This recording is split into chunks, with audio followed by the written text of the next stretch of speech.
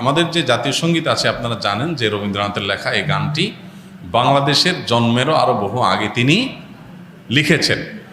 তো এই গীতটা মূলত বাংলাদেশকে কেন্দ্র করে লেখা হয়নি। বাংলাদেশকে কেন্দ্র করে যেটা লেখা হয়নি সেটা কেন বাংলাদেশের জাতীয় সঙ্গীত হতে যাবে, এটা একটি বিষয়। আরেকটা বিষয় হলো যেই গীতের মধ্যে কোথাও বাংলাদেশ শব্দটাই নেই সে গীত কিভাবে এদেশের জাতীয় সঙ্গীত হতে পারে। বিধায় আমি তো মনে করি যে এই দাবিটা অযৌক্তিক না, যে আমাদের জাতীয় সঙ্গীত পরিবর্তন করা এটা সময়ের সবচেয়ে গুরুত্বপূর্ণ দাবিগুলোর মধ্যে থেকে একটি। আরেকটা এখানে বিষয় হলো যে আপনারা জানেন যে হিন্দু ধর্মাবলম্বীরা তারা পূজনীয় বা দেবতা তুল্য এরকম কিছু মানুষ বা কোনো ব্যক্তি বা বস্তু থাকে, তাদের দৃষ্টিতে তারা সেগুলোকে মা বলে সম্বোধন করে। ইসলাম আমাদেরকে এরকম কোনো ধারণা দেয় না। মাতৃভূমির প্রতি ভালোবাসা এটা একটা স্বকীয় বিষয়, এটার জন্য মুসলমান হওয়া প্রয়োজন নাই, এটার জন্য মানুষ হওয়া যথেষ্ট। শুধু মানুষ কেন, অন্যান্য প্রাণীর মধ্যেও কি আছে, নিজের ভূমির প্রতি নিজের টান আছে। একটা কুকুর, একটা বিড়াল, একটা প্রাণীও দেখবেন যে সে যে ভূমিতে থাকে বসবাস করে বা যে ভূমিতে তার জন্ম বেড়ে ওঠা সেটার প্রতি তার সহজাত একটা টান আছে, সেখানে মানুষের মধ্যে তো অবশ্যই আছে। আমাদের প্রিয় নবী সাল্লাল্লাহু আলাইহি ওয়াসাল্লাম মক্কা থেকে যখন হিজরত করে মদিনায় আসছেন, তাকে যখন কেবলা পরিবর্তন নির্দেশ করা হলো, তিনি যখন ফিলিস্তিনের দিকে নামাজ আদায় করছিলেন, তিনি বারবার করে মক্কার দিকে যেন কেবলা করে নামাজ পড়তে পারেন, নিজের মাতৃভূমির দিকে ফিরে যেন তারা সালাত আদায় করতে পারেন, সেজন্য আল্লাহর কাছে বারবার করে বিভিন্নভাবে আর্গুমেন্ট পেশ করছিলেন। আল্লাহ তাআলা কোরআনে সেটা উল্লেখ করেছেন, ফালানুওয়াল্লিয়ান্নাকা কিবলাতান তারদাহা, হে রাসূল অচিরেই আপনাকে আপনার মনের মতো আপনি যে কেবলার প্রত্যাশা করছেন সেদিকে ফিরে সালাত আদায় করার নির্দেশ দান করবে। এখান থেকে বোঝা যায় মাতৃভূমির প্রতি সহজাত টান থাকা এটা একেবারে প্রাকৃতিক একটি বিষয়। বিধায় এটার জন্য কোনো জাল হাদিস বানানোর কোনো প্রয়োজন নাই যে হব্বুল ওয়াতন মিনাল ঈমান, দেশপ্রেমের অঙ্গ, এরকম কোনো হাদিস নবী সাল্লাল্লাহু আলাইহি ওয়াসাল্লাম বলেন নাই। নবী সাল্লাল্লাহু আলাইহি ওয়াসাল্লাম নিজেই নিজের মাতৃভূমিতে তার ভালোবাসা ছিল। সো একজন মানুষ হিসেবে আমাদের মধ্যে সেটা থাকবে, দায়িত্বশীলতা থাকবে, সেটাই স্বাভাবিক।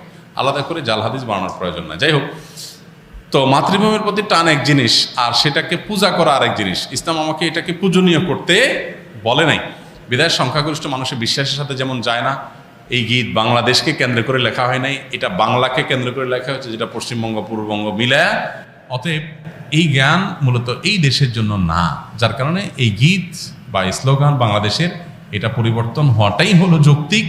এটাকে যারা মনে করেন অপরিবর্তনীয় বা পরিবর্তনের দাবি তুললেই যারা মনে করেন যে বোধহয় সব গেল, তারা কি এটাকে কোরআন হাদিস মনে করেন নাকি যে কোরআন হাদিস এটা পরিবর্তন করা যায় না, এটা তো পরিবর্তনযোগ্য। অতএব এটা পরিবর্তন করার দাবিটা আমি ব্যক্তিগতভাবে মনে করি যে অযৌক্তিক নয়।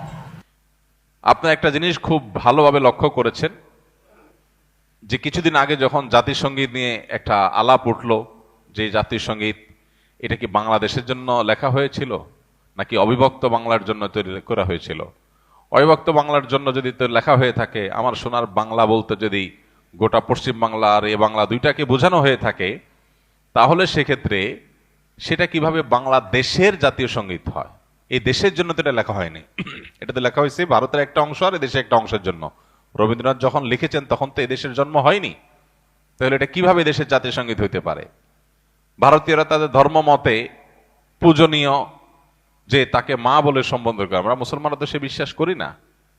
তাহলে এই জাতীয় সঙ্গীত কিভাবে আমাদের দেশের জাতীয় সঙ্গীত হতে পারে? এটা একটা আলাপ উঠছে, এটা কোনো চূড়ান্ত বিষয় না যে হ্যাঁ তাহলে বাদ দিয়ে ফেলতে হবে, দিয়ে ফেলছে বা কিছু। এই আলাপ উঠার পর আপনারা দেখছেন বাম পাড়ায় আগুন ধরেছে, তারা এটা নিয়ে এমন ভাবে আওয়াজ তুলেছে মনে হচ্ছে দেশ শেষ হয়ে গেল। কিন্তু এখন দেশের স্বাধীনতাই যখন হুমকির মুখে, সার্বভৌমত্ব যখন হুমকির মুখে, দেশের বিরুদ্ধে সকাল বিকাল যখন মিথ্যাচার চলছে, তখন তাদের সবার মুখে কুলুপ।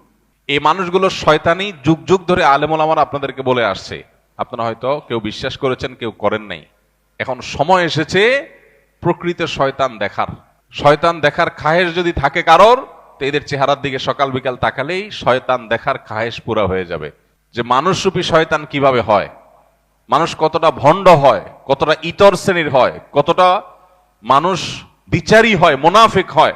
এটা এদেরকে না দেখলে বোঝার কোনো উপায় থাকবে না। তারা দেশের প্রেম আর দেশের মায়া এমন ভাবে জিগির করবে। আজ বহু বছর ধরে আলেমুল আমাদেরকে আসামের কাঠগড়া দাঁড় করে রাখছে। আলেমুল আমারা দেশের কোনো সুবিধাই ভোগ করে নাই, না সরকারি কোয়ার্টার পাইছে, না সরকারি টাকা পয়সা লুট করছে, না অন্য কোনো কিছু। কিন্তু দেখবেন দুর্দিনে সবার আগে জান দিয়া জীবন দিয়া আলেমুলামারা সবার আগে চলে যাচ্ছে।